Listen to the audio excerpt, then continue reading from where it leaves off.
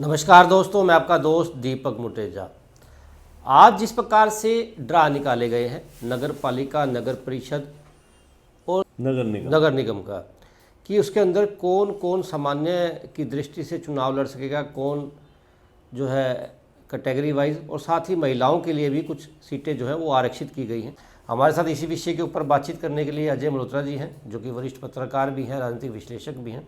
Sir, आपका बहुत बहुत स्वागत है। सर, क्या कहोगे जिस प्रकार से आज जो है ड्रा निकल गया? देखो, ये नगर निगम और नगर परिषद, नगर पालिका की अब गतिविधियाँ शुरू हो जाएंगी।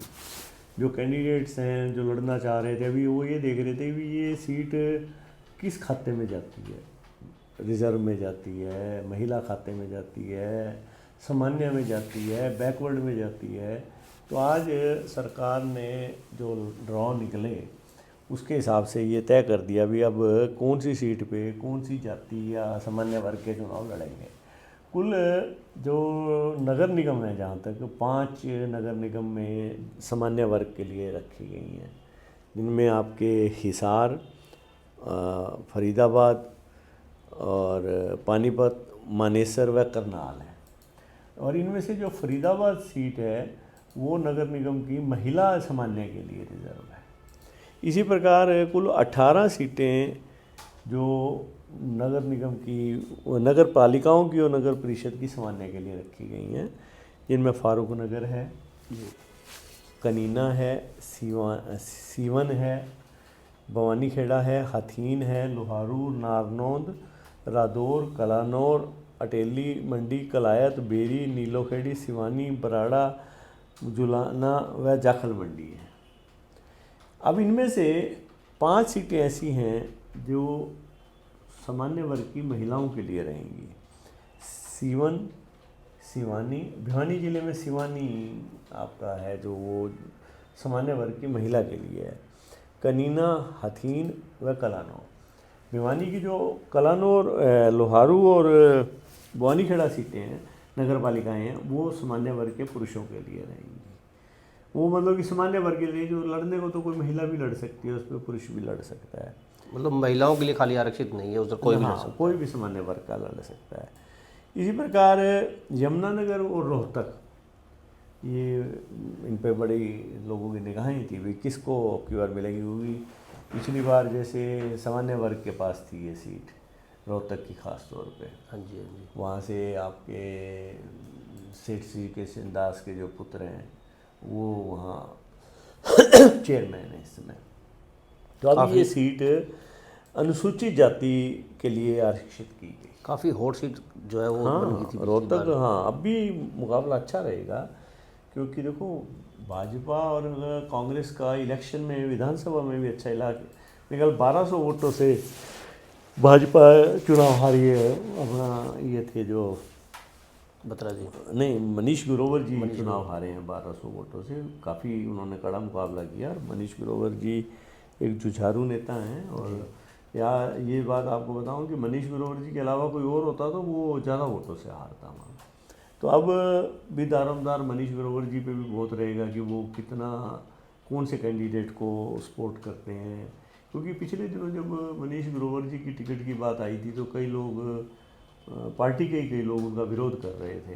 अब भी चुनाव में भी उन लोगों ने विरोध किया, तो स्वाभाविक है इसका असर अब नगर परिषद चुनाव में कहीं ना कहीं थोड़ा बहुत देखने को मिलेगा। इसी प्रकार आपकी जो यमुनानगर है, इनमें से सीट है, ये अनुसूचित जाति की महिला के लिए रिजर्व की गई है। अब जैसे रोहतक अनुसूचित जाति के लिए रहेगी और ये महिला अनुसूचित जाति यमुनानगर।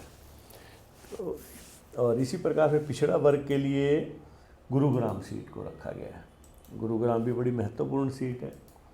और वहाँ पर एक बात और रहेगी, इसमें ना पिछड़ा वर्ग कै को के लिए रखी गई है। ए और बी है ना पिछड़ा वर्ग में। अच्छा, जब भी कै के लिए रखा गया है। अब ये कै में जो जातियाँ आती हैं, वैसे तो वहाँ पर ज़्यादा पिछड़ा वर्ग का काफ़ी वोट है, तो अब की बार भी पिछड़ा वर्ग कै के लिए वहाँ उन्होंने रखी है।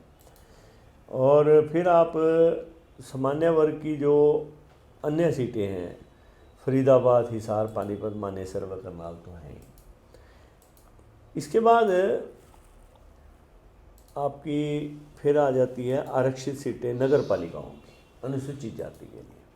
अम्बाला और अम्बाला सदर, मतलब अम्बाला सदर, सिरसा, थानेसर, पटौदी, जटोली, मंडी व खरखोदा, ये सारी की सारी अनुसूचित जाति के लिए आरक्षित हैं।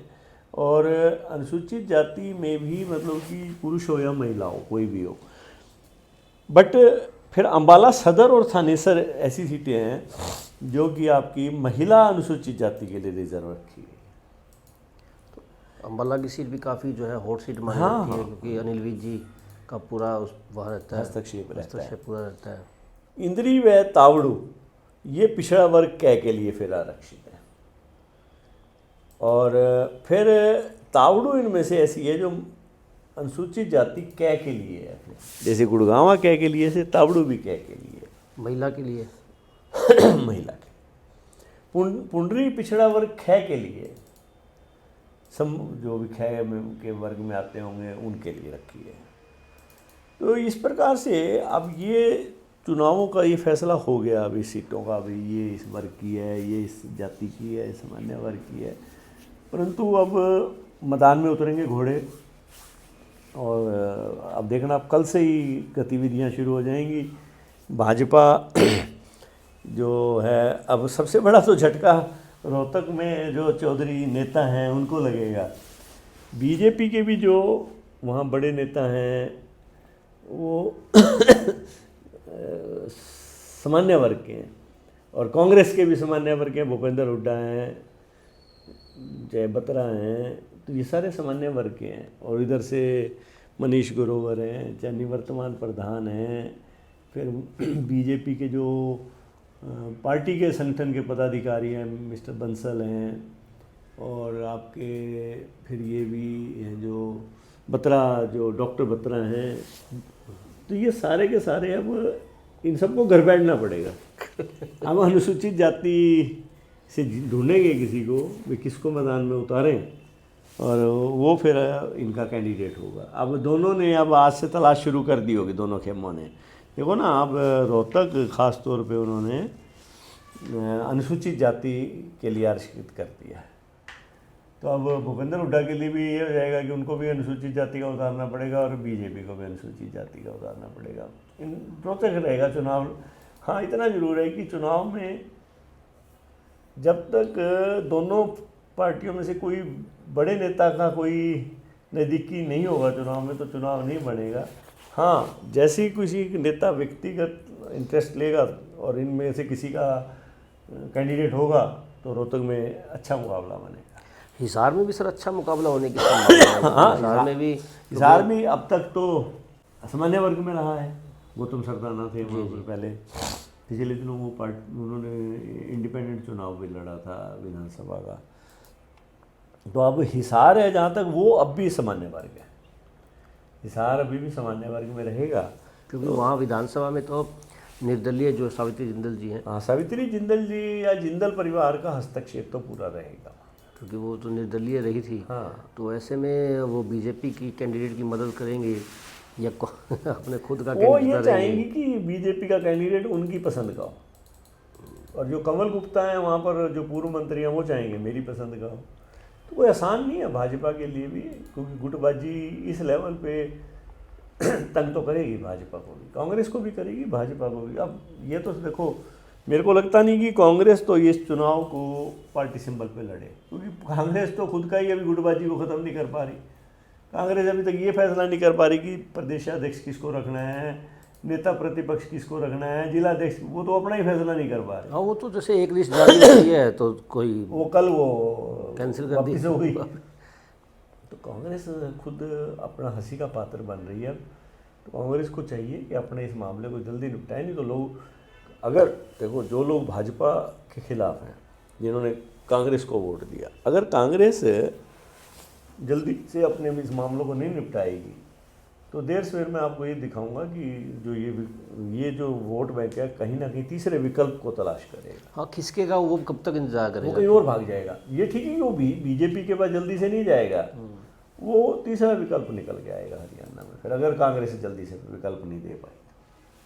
क्योंकि आज भी जिस प्रकार से मैडम किरण चौधरी यहाँ आए थे, उन्होंने भी एक बयान दिया था कि हुड्डा साहब अब बुज़ुर्ग हो गए हैं, उनको जो है ये लालच छोड़ देना चाहिए, आराम करना चाहिए, क्योंकि इस तरह के बीजेपी तो बार बार जो है कटाक्ष कर ही रही है। बीजेपी तो देखो, किरण चौधरी जी हों, चाहे नायब सैनी जी हों, चाहे मनोहर लाल जी, सभी कहेंगे ये बात। तो वो क्यों कहेंगे, आम आदमी कहता है भाई पार्टी को अपने लेवल पे चाहे जो भी हो। तो देखो ये तो राजनीतिक बात है भाई, संन्यास लेना ना लेना, तो बाकी जो भी है, कांग्रेस जब तक अपना फैसला नहीं करेगी तो कांग्रेस को इसका खामियाजा भुगतना पड़ेगा। चुनाव क्या लगता है आपको, सिंबल पे पार्टियां लड़वाएंगी या फिर? दीपक जी मैं बता रहा हूँ ना, ये भाजपा तो सिंबल पे लड़वाएगी चुनाव, कम से कम नगर निगम का, क्योंकि पीछे भी आपने देखा हो नगर परिषद की भी और नगर निगम के भी भाजपा ने सिंबल पे लड़वाए थे। जहाँ तक नगर पालिका का उसमें अभी फैसला नहीं लिया था उन्होंने। हाँ, कांग्रेस का भी कोई फैसला नहीं है। कांग्रेस ने पिछली बार भी सिंबल पे नहीं लड़े थे, परंतु हुड्डा खेमे ने प्रॉक्सी ढंग से अपने आदमी खड़े जरूर करे। मतलब उम्मीद यही है लगभग कि बीजेपी जो है कैंडिडेट उतारेगी तो सिंबल पे उतारेगी। सिंबल पे वो उम्मीद नहीं है, वो उन्होंने पहले भी ऐसे लड़े हैं और आगे भी लड़ेंगे वो। बिल्कुल दोस्तों, आने वाले समय के अंदर भारतीय जनता पार्टी, उम्मीद यही जताई जा रही है कि सिंबल पे चुनाव लड़वाएगी। हालांकि कांग्रेस क्या करेगी वो तो खैर आने वाला समय बताएगा। आज हालांकि जो है लिस्ट जारी जो है हो चुकी है, पत्र भी जारी जो है वो कर दिया गया है। आज के लिए बस इतना ही, कल फिर दोबारा मिलेंगे नई खबर के साथ, नई जानकारियों के साथ। नमस्कार।